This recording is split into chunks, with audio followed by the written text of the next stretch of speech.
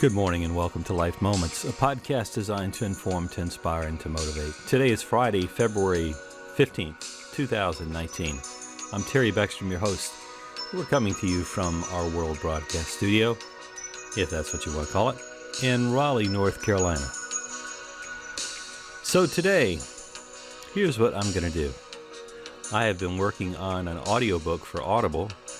My first book, Livesafe, which was written in 2014, or I should say published in 2014, is about safety and security for your family and yourself. And so I am going to put in a rough excerpt from one of the chapters out of vehicle security.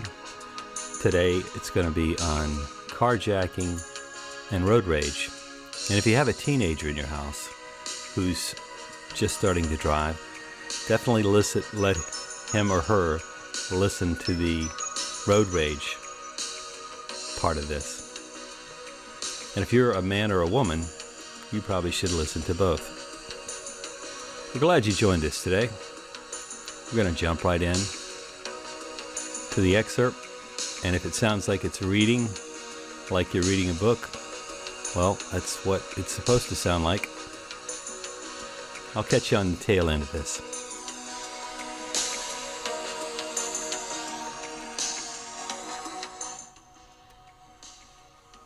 Always have a way out. A word about road rage.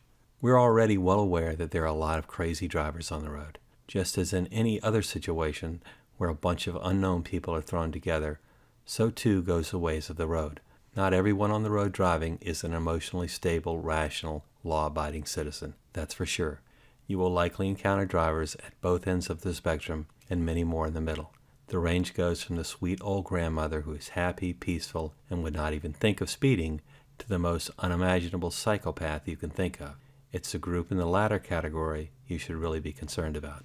I will add, however, that there are a lot of otherwise normal people who at any given time may be going through something very painful or a crisis which can result in explosive hair-trigger instances of rage on the roadway.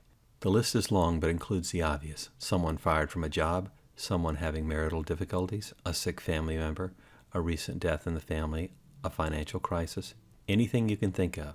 You, out for a nice quiet ride home from work, just may end up the target, often by no fault of your own.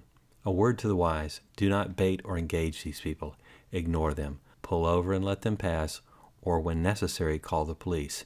You may be driving along and look into your rearview mirror and notice another vehicle locked onto your bumper, with a man flailing his arms up and down, screaming silently in his truck or car, someone obviously quite angry.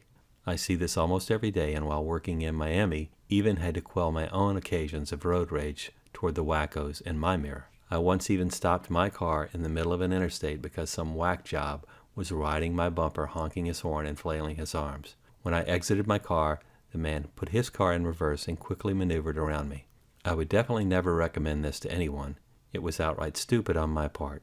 Road rage can ignite some powerful pent-up emotions. Cars and trucks tend to embolden people and make them feel powerful. It becomes to some a mechanical exoskeleton of sorts. You may have pulled into traffic a bit prematurely, and that person who was forced to slightly apply their brakes now has you pegged as enemy number one, all because they had to slow down. Now they're going to make you pay. They lock bumpers, lay on their horn, screaming bloody murder in their soundproof bubbles of glass and metal. They may flash their lights, honk their horns, shake their fist, or even have their own 3 Mile Island nuclear meltdown right there in the front seat of their car. Was all of this for you, you may ask? Likely not. The person is more often than not a driving time bomb, just waiting for something to trigger all that explosive anger built up from some personal crisis. Now all that rage is directed at you. My advice: let it go. Smile and wave an apologetic, diffusive gesture of repentance, and let the steam pot continue on his or her way. If you bait them or engage them in their game, you're begging for trouble. Do yourself a favor, let it go. You never know exactly who you may be dealing with. A lot of road rage instances have ended violently, and many with murder because of pride and machismo. While I was living in Miami, it was not uncommon for someone to take a shot at another car during instances of road rage. On one occasion, I got home and turned on the news, only to find out that a road rage incident occurred on the road that I had just driven home on. A car pulled out in front of another car, so the upset driver pulled out his pistol, drove up next to the car, cut him off, and shot the driver in the head, killing him instantly. Rage-filled drivers are on the road, and they present a clear and present danger to anyone who dares drive in their path. Don't waste your toughness on some wacko who just may be holding a .44 Magnum in his hand. Stay in your car and keep driving. If they continue to pursue you, call the police. Protect yourself and do what you have to do to defend your safety and the safety of your family. People experiencing road rage are looking for a fight. If you don't engage them, most will move on. When you're behind the wheel, drive defensively and courteously. And if you find yourself in a potentially dangerous situation, get out of it and drive on to safety. It goes without saying, but I'm going to say it anyway. Stay calm yourself and don't instigate a problem.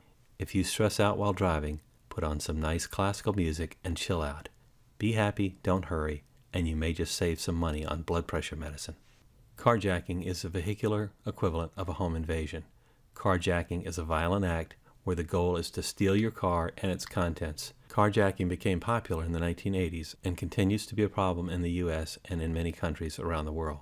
The intended goal is to specifically target a vehicle with the added bonus of getting a set of keys and usually a wallet, purse, and sometimes jewelry. Carjackings are carried out predominantly by men and are more common in major cities and end in failure about 50% of the time.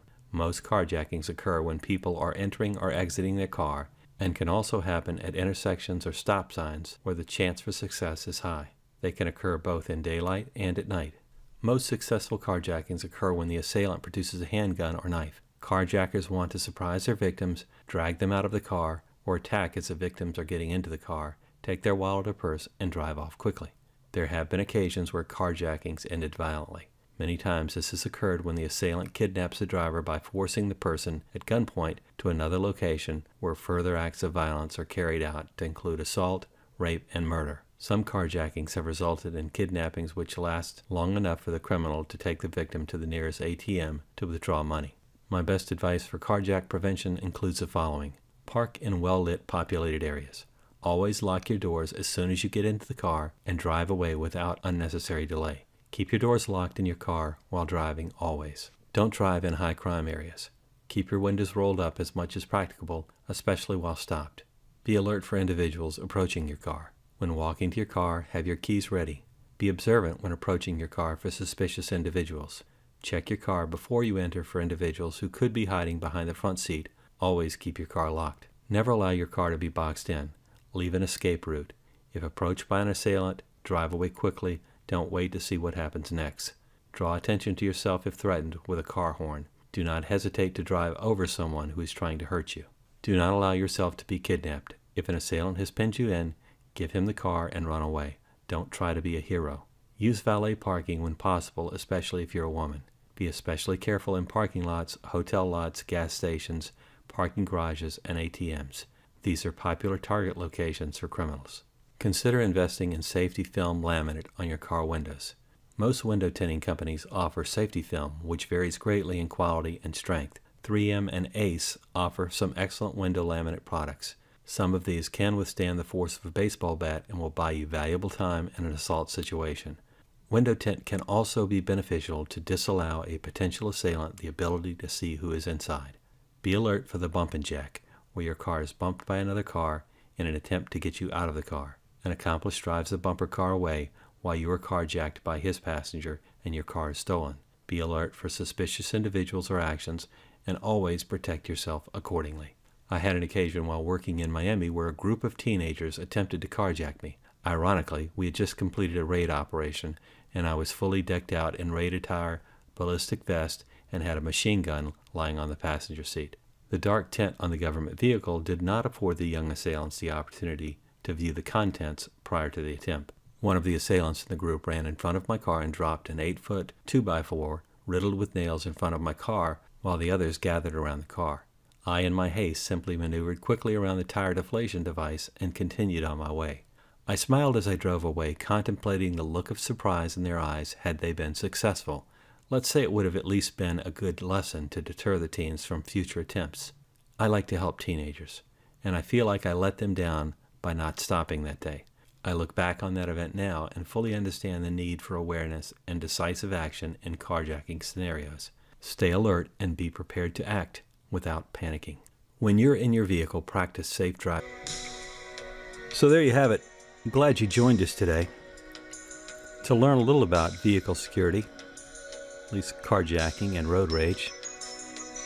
Hope that if you have a teenager, especially someone who's just starting to drive, especially if they're a boy and they have all that testosterone in them, that you have them listen to this, especially the road rage aspect of it. I have a young man myself who I had to, on more than one occasion, quell his desire at road rage.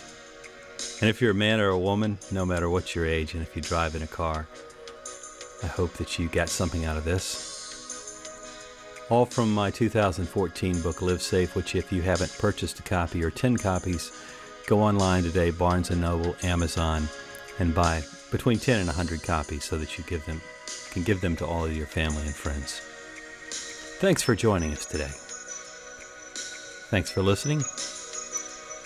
I hope you have a fantastic weekend and a great week next week. Until next week.